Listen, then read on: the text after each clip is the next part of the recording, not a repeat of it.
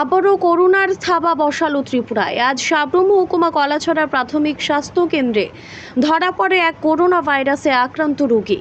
এ বিষয়ে কলাছড়া প্রাথমিক স্বাস্থ্য কেন্দ্রের এমওআইসি ডক্টর শৈলেন্দ্র ত্রিপুরা সংবাদ মাধ্যমের মুখোমুখি হয়ে ওনার প্রতিক্রিয়া জানান।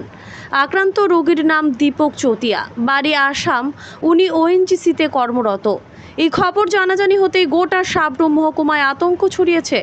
যদিও এই মুহূর্তে প্রত্যেককে সচেতনতা এবং সাবধানতা অবলম্বন করা দরকার বলে মনে করছেন অনেকেই। Bureau report, digital Tripura.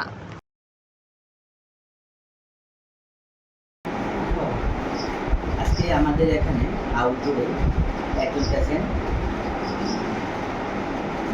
দেখানোর জন্য এসেছিলেন।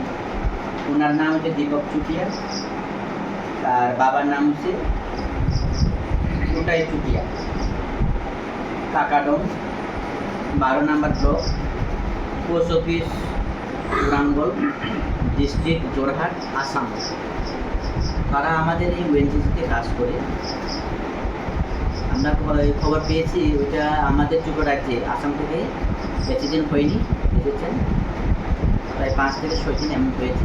অনেকভাবে আমাদের খবর পেয়েছে। আমাদের এখানে যখন ট্রিটমেন্টের জন্য আসে, আমরা ইনভেস্টিগেশনের জন্য আমরা পাঠাই। ল্যাবরেটরিতে যখন দেখলাম আমাদের কোভিড-19 পজিটিভ হয়েছে।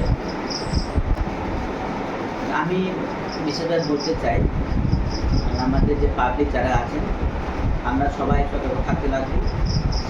আমাদের যে সোশ্যাল ডিস্টেন্স, মানে একজন মানুষের সাথে একজন মানুষের যে ডিস্টেন্স মিনিমাম যাতে আমাদের এই 3 মিটার যাতে থাকে, এবং কোনো কিছু মুখে অথবা চোখ ওইসব কাজ করার আগে যাতে আমাদের হাতটা ভালোভাবে ধুয়ে নিই। এইভাবে আমাদের এই করোনা রোগটাকে আমরা প্রতিরোধ করতে পারবো।